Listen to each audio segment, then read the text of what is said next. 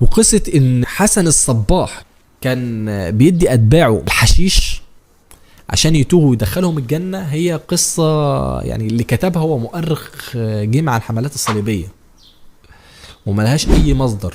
وغير اصلا ان الحشيش في الفترة ديت ما كانش الفقهاء سمعوا عنه، وكان نبتة عادية بيستخدمها اهل خراسان عشان يهدوا اعصابهم، فما كانش مجرم او محرم.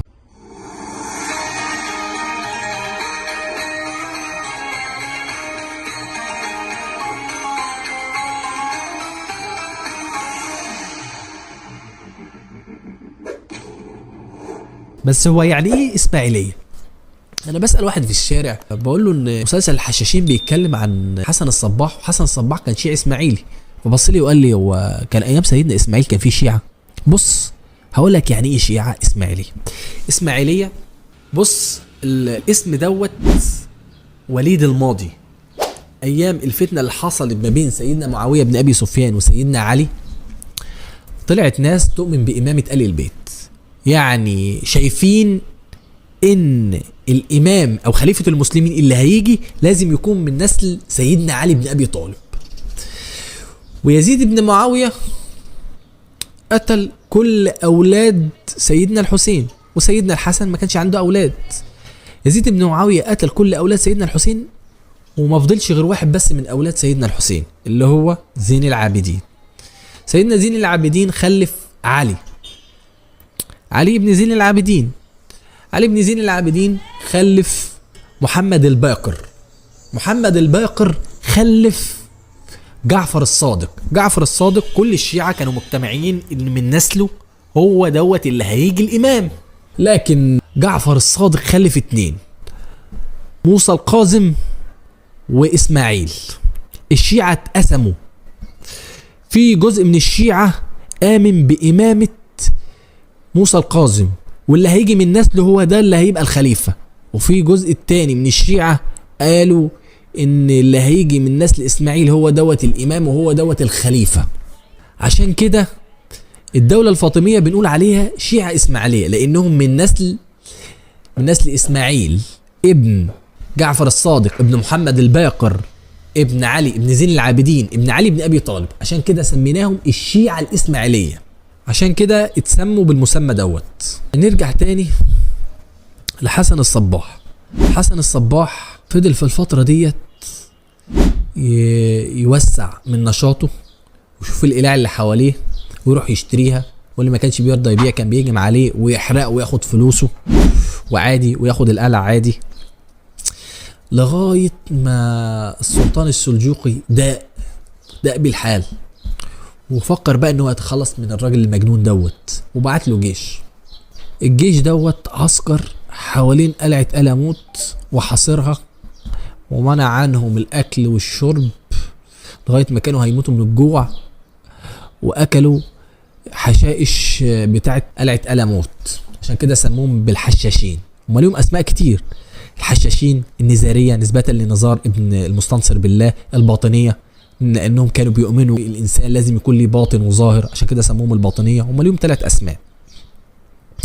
نرجع تاني، الجيش الدولة السلجوقية قطع عن قلعة ألموت الاكل والمية وكانوا هيموتوا من الجوع، لكن حسن الصباح قدر ان هو يكسب الجيش دوت لما استدرك جزء من الجيش دوت وخدوا عند القلعة مقدمة الجيش وضربوا بالنبال وقتلهم كلهم، وهجم هجوم كبير على الجيش السلجوقي اللي كان نايم وما كانش مستعد وأبادهم كلهم. الخبر راح للسلطان السلجوقي.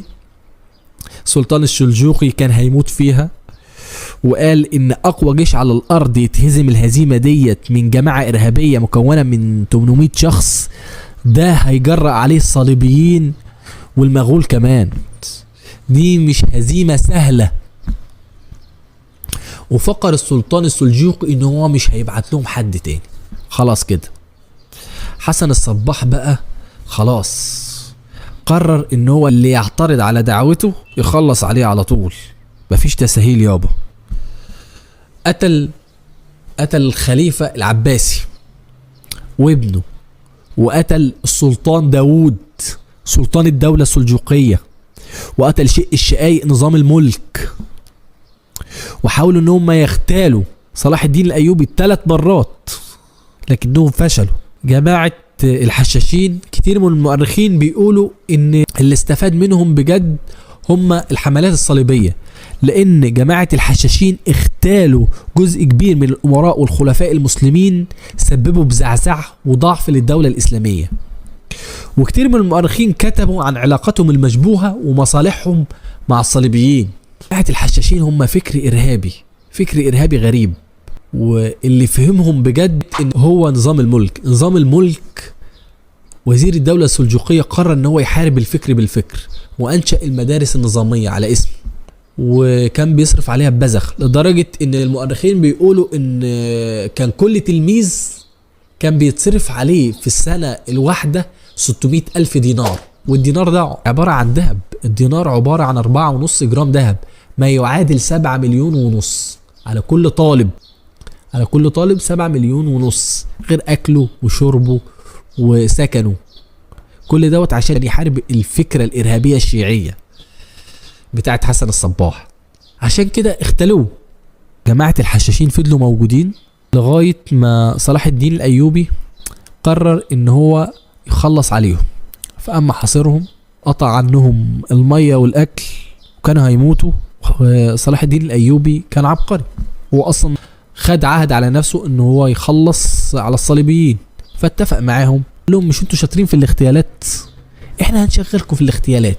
اغتالوا لنا أمراء وسلاطين الحملات الصليبية، واخطفوا لنا عيالهم، وزي ما هم استفادوا منكم احنا برضو نستفيد منكم. زي ما نشرتوا الرعب والضعف في الدول الإسلامية واستفاد منها الصليبيين، احنا برضو عايزين نستفيد. وبالفعل عملوا كده، وقتلوا كتير من الأمراء الصليبيين، وفتتوا كتير من قوة الصليبيين، وخطفوا أبناء الصليبيين والأمراء، لدرجة إن الصليبيين والأمراء ما كانش بيأمنوا على أولادهم ولا نفسهم من جماعة الحشاشين. الجماعة فضلت ممتدة فترة كبيرة. وقصة إن حسن الصباح كان بيدي أتباعه الحشيش عشان يتوهوا ويدخلهم الجنة، هي قصة يعني اللي كتبها هو مؤرخ جه مع الحملات الصليبية وملهاش أي مصدر. وغير أصلا إن الحشيش في الفترة ديت ما كانش الفقهاء سمعوا عنه، وكان نبتة عادية بيستخدمها أهل خراسان عشان يهدوا أعصابهم، فما كانش مجرم أو محرم.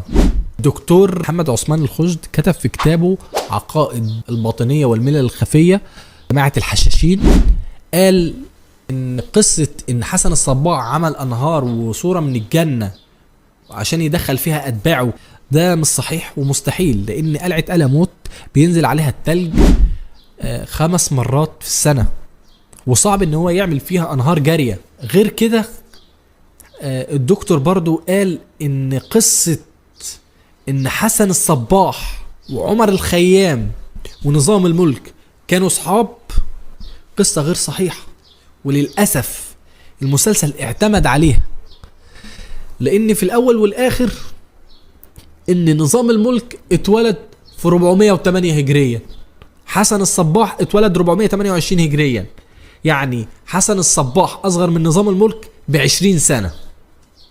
فإزاي كانوا صحاب وكانوا بيدرسوا في مكان واحد؟ وغير كده وكده إن حسن الصباح كان شيعي، اتولد على المذهب الشيعي، ونظام الملك كان سني، فازاي كانوا زمايل وكانوا بيدرسوا في مكان واحد؟ وهي ديت ضعيفة.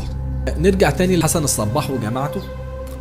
حسن الصباح فضل موجود في قلعته وبين رجالته لغاية ما هاجم عليه المغول وقتلوه، خلصونا من النبتة الخبيثة ديت. وكتير من المؤرخين بيقولوا ان الباطل اتضرب بالباطل، يعني المغول الهمج قتلوا جماعة الحشاشين الجماعة الإرهابية. كده خلاص خلصنا الفيديو، اتمنى منكم ان انتوا تعملوا سبسكرايب واشتراك في القناة، وشكرا.